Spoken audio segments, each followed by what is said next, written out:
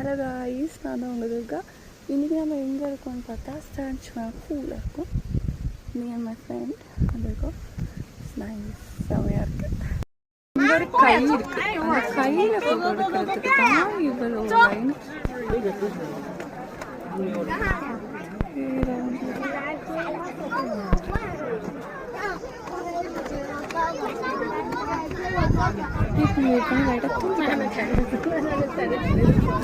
Okay, எடுக்க போகிறேன்.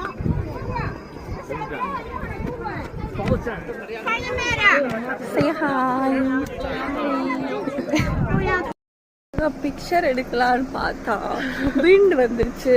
அப்புறம் ரொம்ப வெயிலாக இருக்கனால பிக்சரே தெரியல. சேட். ஸோ ட்ரிப் அப்படி தான் போச்சு. Really like it.